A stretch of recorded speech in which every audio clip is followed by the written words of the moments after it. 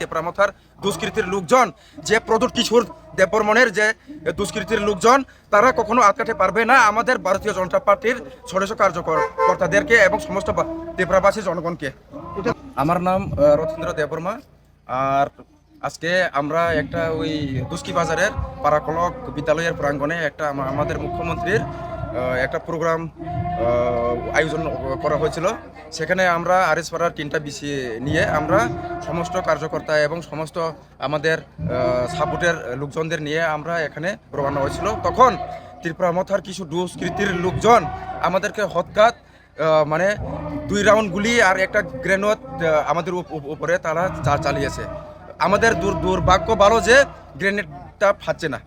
তো তারা জানে এডিসি এলাকাতে যে মানে আমরা যে এডিসি এলাকাতে সামনে নির্বাচনে আমরা 100% বিজেপি জয় দখল করব, তা জানে ওই তারা ওই মানে ওই যে আমরা এডিসি এলাকাতে আমরা বিজেপি জিতবো এই জানে ওই তারা মানে আমাদেরকে আটকানোর চেষ্টা করেছিল, কিন্তু আটকাতে পারবে না আমাদের ভারতীয় জনতা পার্টির সমস্ত যে এই তেপরামথার দুষ্কৃতির লোকজন, যে প্রদূত কিশোর দেববর্মনের যে দুষ্কৃতির লোকজন, তারা কখনো আটকাতে পারবে না আমাদের ভারতীয় জনতা পার্টির ষোড়শ কার্যকর্তাদেরকে এবং সমস্ত তেপরাবাসী জনগণকে।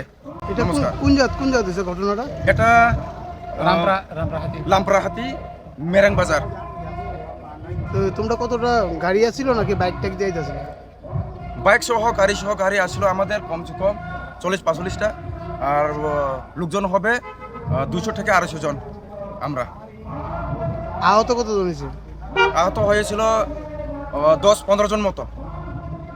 বন্দুকের আওয়াজ শুনে আমরা সকলে মানে বাধ্য হয়েছে যে মানে ওখান থেকে কারোর চিনতে পারছো না তোমরা? চিনতে পেরেছি, 3 জনকে চিনতে পেরেছি আমরা। ঘটনাস্থলে কি পুলিশ আসছিল? ঘটনা ছিলেন না, পুলিশ আসলো না? পুলিশ আসলো পর্দা গেছে না পুলিশ? পরে গেছে। ক্ষয়ক্ষতি কিচ্ছু হয়েছে? গাড়িটা অনেকগুলি গাড়ি ভাঙচুর করছে তারা। তেপরামথার ক্যাটারিং অনেক গাড়িগুলি ভাঙচুর করেছে তারা।